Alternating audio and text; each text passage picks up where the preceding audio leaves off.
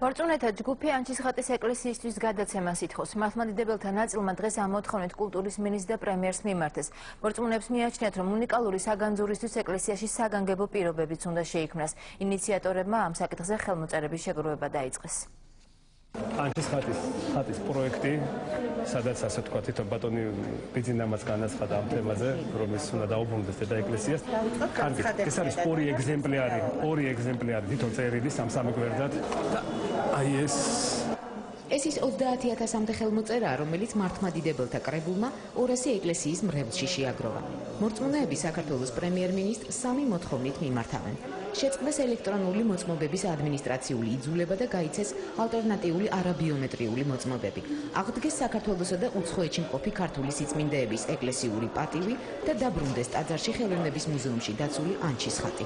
ეს არის საეკლესიო, ასე ვთქვათ, ნივთი, რისთვისაც მრევლისთვის შეიქმნა თავის დროზე და ხატისთვის. უფალმაც კი როცა მაცხოვარმა სახეზე მიიდო, ის არა მუზეუმში დასატყვევებლად შექმნა თავის დროზე, არამედ სასწავლო მოქმედების ჩასადენად და ხალხის განსაკურნებლად და ხალხის სალოცავად. და ეხლა ჩვენ მაცხოვრის დატოვებული ხატს უფლება არ აქვს, რომ შევაბრძანოთ და მუზეუმებში დავაკეთოთ. კი გეუბნებიან, რომ არ დავობთ, მაგრამ ხატი პრაქტიკულად არ ბრუნდება. არ გოგონდეს, რომ ეკლესია უნია თუ ამ სიტუაციაში. ჩვენ წლების მანძილზე ვითხოვთ, ასე ვთქვათ, გადასამართება, გადმომისამართება, ანჩისხატის ტაძრის წინამძღვარი ჯერ წლების მანძილზე თხოვლობდა ამას. მორწმუნეთა ჯგუფმა დღეს პრემიერ-მინისტრს წარუდგინა სახატის პროექტიც, რომელშიც ანჩისხატის, როგორც ქართული საგანძურის უნიკალური ძეგლის შენახვის შესაბამისი ტექნიკური პირობებია გათვალისწინებული. ჩვენთვის გასაკვირი ის არის, რომ საქართველოში ელვის სისწრაფით, თვალის დახამხამების სისწრაფით შენდება ყველაფერი და არა შენდა მხოლოდ ანჩისხატის, რასაც ვითხოვთ რამდენი წლების განმავლობაში, სადაც სადღეღამისო ლოცვა მიმდინარეობს მრევლის მონაწილეობით. დიახ, და არა შენდა ამ ანჩისხატისთვის თავისი ბინა, სადაც მართლა იქნება დაცული, რა მიზეზებითაც ისინი მართლებენ თავს, რომ არ შეიძლება გადატანა, გადმოტანა, ეს უკვე აბსურდულია, მე მგონი. ხელმოწერების შეგროვება ამ ეპიზოდის შემდეგ განახლდა. პირველად შეკითხვას ანჩისხატზე ბიძინა ივანიშვილმა ბიზნესმენებთან შეხვედრის დროს უპასუხა. როგორ ეკლესიაში დღეს მეტი ხალხი გადის იმ მუზეუმში და იქ მეტი ხალხი ნახავს. ნახეთ თუ ბიძინამეს მოითხოვს, არაფერსაც არ მოითხოვს. მათ შეცდომაში შეიყვანეს, რას ვწან. მოთხოვნის შემთხვევაში კი ხელოვნებათმცოდნეობის დოქტორისა და საგანძურის ფონდის კურატორის ელენე კავლევლაშვილის, მისი სახით კი ეროვნული მუზეუმის პოზიცია იქნება იგივე, რაც იყო წინა ხელისუფლებისა და მათი წინამორბედების დროსაც. ეს პოზიცია კანონით არის გამყარებული. ხატი ძალზედ ხანდაზმულია და მასში რთული პროცესები მიმდინარეობს და ასეთი სახის სიძველეს საერთაშორისო კანონმდებლობა იცავს, რომ მისი გადაადგილება ყოველდღე დაუშვებელია. ასევე იგივე ეთანხმება საქართველოსში და სამუზეუმო კანონმდებლობა. ხელისუფალნი არ წყვეტენ ასეთ სიძველის ბედს. ანჩისხატი უფლის მიერ შექმნილი ხელთუქმნელი ხატის ასლია. მისი ცენტრალური ნაწილი მაცხოვრის გამოსახულება მე-6-მე-7 საუკუნეებით არის დათარიღებული.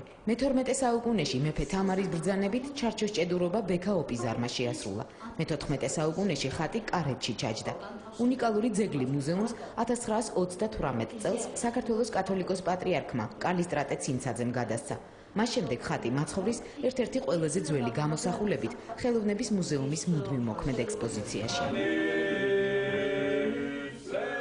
ეკლესიის დღევანდელ პოზიციაზე მსჯელობა მუზეუმში არა პეტიციების, არამედ ფაქტების მიხედვით ურჩევნიათ. ილია მეორე ანჩისხატის დღესასწაულებზე მრევლსა და ქვეყანას მაცხოვრის ხატს სწორედ მუზეუმში ავედრებს. ეკლესიის პოზიცია, რომ ემთხოვდეს ამ ადამიანთა ჯგუფის პოზიციას, მაშინ რა თქმა უნდა ეკლესია თავის პოზიციას თვითონ გამოხატავდა და არ დაჭირდებოდა მას ზაზა ნანობაშვილის პროტექტორობა მუზეუმის წინაშე, რომ როგორმე პროტექცია გაეწია ზაზა ნანობაშვილს, რომ ეკლესიამ წაიღოს ხატი. მართლმადიდებელთა კრებულის ხელმძღვანელი ანჩისხატის ეკლესიისთვის გადაცემის მოთხოვნით კულტურისა და ძეგლთა დაცვის სამინისტროსაც მიმართავს. წინათ მსმენია, მაგრამ დეტალებში არ ვიცი, ზუსტად არ ვიცი და აუცილებლად შევისწავლე და თუ საჭირო გახდა, უფრო საჯარო განხილვის საგნად ვაქცევთ, რომ ყველა მიიღოს მონაწილეობა. თუ საჭირო გახდა, ნახოთ, შეიძლება მოვერიოთ ჩვენი ძალებით. დავა ეკლესიასა და სახელმწიფო შორის ანჩის ხატის თაობაზე 1996 წელს დაიწყო.